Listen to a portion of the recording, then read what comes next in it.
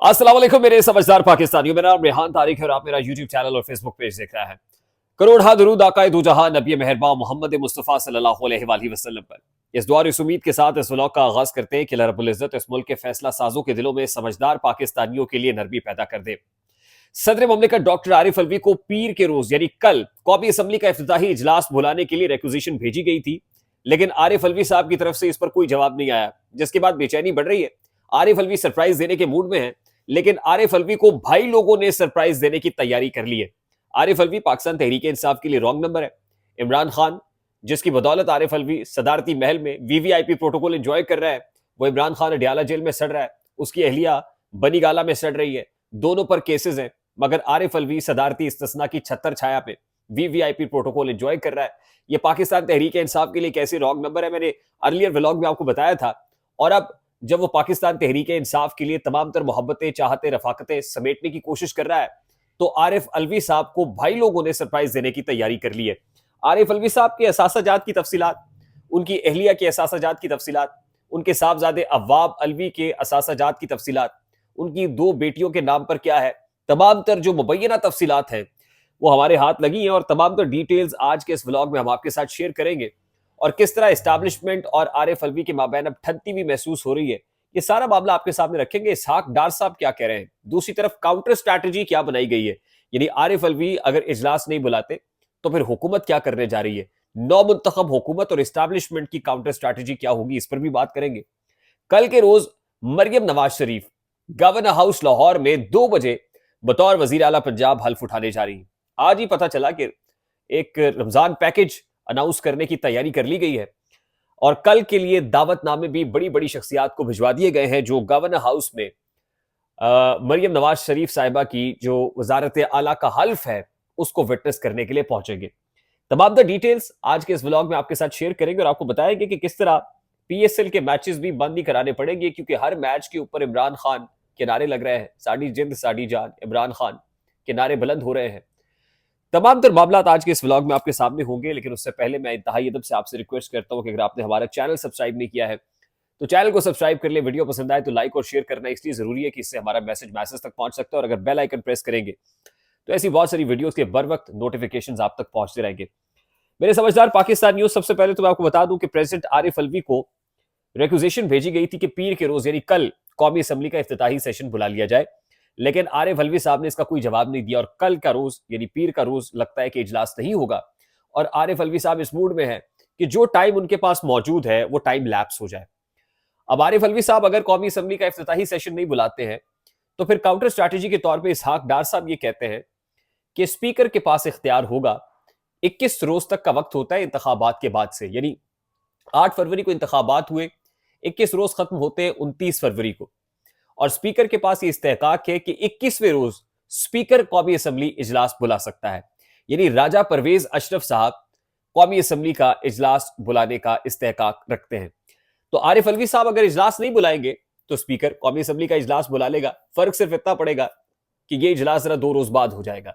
लेकिन प्रेसिडेंट आरिफ अलवी असल में अपने कायद की नजर में, अपने फॉलोअर सपोर्टर्स की नजर में, पाकिस्तान तहरीक इंसाफ के लोगों की नजर में बेहतर और अच्छा इमेज क्रिएट करने की कोशिश करेंगे, वो हीरो बनने की कोशिश करेंगे। लेकिन ऐसे मौके पर अब हीरो बनने का क्या फायदा कि जब चिड़िया चुग गई खेत। वो वक्त जिस वक्त वो इमरान खान को रिलीफ दे सकते थे, और फिर जाहिर है अगर प्रेसिडेंट आरिफ अलवी चाहते तो आईनी इस्तेहकाक इस्तेमाल करते हुए को पार्डन भी मुहैया किया जा सकता था। लेकिन आरिफ अलवी साहब ने खुद भी इस्टेब्लिशमेंट के प्रेशर पर साजबाज करके वो सब कुछ किया जो इस्टेब्लिशमेंट ने करने को कहा। खैर, मैं बता दूं कि काउंटर स्ट्रैटेजी के तौर पे अब आरिफ अलवी साहब के जो असासाजात की तफसीलात है वो भी सामने आ रही है। अभी तक आरिफ अलवी साहब ने जो कुछ किया वो गैर कानूनी दस्तखत हो, असम्बली तहलील करने के मामले पर वो पीटीवी पर हमला, कुछ भी हो, उसमें उनको इस्तिस्ना हासिल था, इम्यूनिटी हासिल थी जिसको वो एंजॉय कर रहे थे। लेकिन अब ऐसा नहीं होगा। मैं आपको बता दूं कि भाई लोगों ने जो प्लान किया हुआ है उसके मुताबिक अब जो टैक्स वाजिबात में बेजाब्तगियां है, एफबीआर का जो रिकॉर्ड है, वो तमाम तो डिटेल्स बतौर टीजर अब ये सामने आना शुरू हो गई है। एफबीआर के पास यानी फेडरल बोर्ड ऑफ रेवेन्यू के पास आरिफ अलवी साहब की 2 बेटियों के जो टैक्स का रिकॉर्ड है या बैंक का रिकॉर्ड है वो मौजूद नहीं है। अवाब अलवी जो प्रेसिडेंट आरिफ अलवी के साहबजादे हैं, अवाब अलवी बतौर डॉक्टर सिर्फ 12 लाख रुपए के मालिक हैं। इनके पास कुल असासा 12 लाख रुपए है। अब मैं बता दूं कि आरिफ अलवी साहब ने सिर्फ एक अमेरिकी इदारे ब्रिंगिंग स्माइल्स से 700 करोड़ रुपए लिए थे, और 700 करोड़ लेने वाले के पास सिर्फ 12 लाख रुपए मौजूद है। तो सुहेल वड़ाइच साहब कहते हैं ना, क्या ये खुला तजाद नहीं है? तो ये खुला तजाद नहीं है, ये खुल्लम खुल्ला तजाद है। सिर्फ 12 लाख रुपए इनके असासाजात में शो हो रहे हैं, जबकि सिर्फ एक अमेरिकी इदारे ब्रिंगिंग स्माइल से इन्होंने 700 करोड़ लिए। और जाहिर एक डॉक्टर है, डॉक्टर के पास कुल असासे सिर्फ 12 लाख रुपए, प्रेसिडेंट के बेटे के पास। ये कंपैटिबिलिटी नजर नहीं आती, कोई तालमेल है नहीं। आरिफ अलवी साहब की जो अपने डिक्लेयर्ड एसेट्स हैं, डिक्लेयर शुदा जो असासाजात हैं, उनकी मालियत है 4 करोड़ 36 लाख, ये इन्होंने डिक्लेयर किए हैं।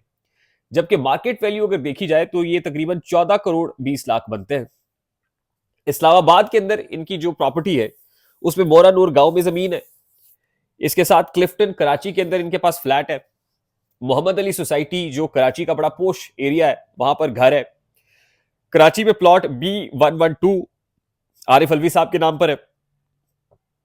2 करोड़ 30 लाख रुपया कैश है। 40 तोला सोना है। इसी तरह आरिफ अलवी साहब की जो अहलियां हैं, उनके असासाजात की तफसील कुछ यूं है कि डिक्लेयर्ड एसेट्स जो है वो 5 करोड़ 76 लाख है। मार्केट वैल्यू 20 करोड़ 76 लाख है।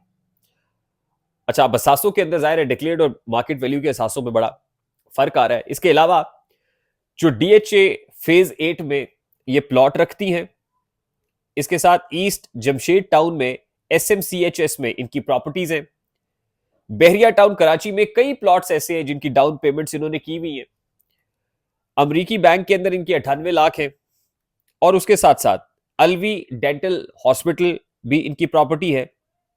नया पाकिस्तान सर्टिफिकेट्स जो है वो ये रखते हैं। 30 तोला सोना भी जाहिर किया गया है। ये कुछ एसेट्स हैं जो उनकी अहलिया के मौसूफ के खुद, 2 बेटियों का रिकॉर्ड नहीं है मुबैना तौर पर, और अवाब अलवी साहब के जो असासाजात शो किए गए हैं उसके अंदर भी बेजाब्तगी। अब आपको याद होगा कि वैसे तो जस्टिस काजी फाइजीसा के अगेंस्ट जो रेफरेंस भेजा गया था उसमें भी उनकी अहलिया के असासाजात की बात थी, और एसेट्स बियॉन्ड मीन्स का केस था। आमदन से जायद असासाजात के कहां से आया? और आरिफ अलवी साहब ने बाद में कहा कि यह बहुत बड़ी गलती थी और इस्टेब्लिशमेंट के इमा पर यह सब कुछ कर दिया। आपने तो कर दिया, लेकिन आपको शायद ये मालूम नहीं था कि फ्यूचर में आपको भी ऐसे ही केसेस का सामना करना पड़ सकता है। और अब हैंकी पैंकी होगी तो टीजर मार्केट में आ गया है, ट्रेलर इशू कर दिया गया है, आपको भी कुछ ऐसे ही मामलात का सामना करना पड़ सकता है। तो एक सरप्राइज आपने तैयार किया हुआ है, और एक सरप्राइज हमारे जराए बता रहे हैं कि भाई लोगों ने तैयार किया हुआ है। दूसरी अहम स्टोरी है कि मरियम नवाज शरीफ साहिबा कल बतौर वजीर आला पंजाब अपने ओहदे का हल्फ गवर्नर हाउस में उठाने जा रही है, और इस तकरीब के लिए जो VVIP शख्सियात है बशमूल मियां नवाज शरीफ साहब, उनको जो पासेज है वो इशू कर दिए गए हैं, दावतनामे भिजवा दिए गए हैं। और कल देखना यह है कि बतौर वजीर आला पंजाब हल्फ उठाने के बाद मरियम नवाज की टोन और टेनर क्या होता है। उसके अलावा PSL के मैचेस चल रहे हैं, और PSL के मैचेस में मुझे लगता है कि वो जो क्राउड को मोटिवेट करने के लिए साहब मौजूद है ना, जो माइक पे नारे लगाते हैं, वो मेरी आन तेरी आन पाकिस्तान कहते हैं, लेकिन आगे से नारा उठता है कि मेरी आन तेरी आन इमरान खान, इमरान खान, मेरी शान तेरी शान इमरान खान। तो ये खासा सुबकी का सामना करना पड़ रहा है।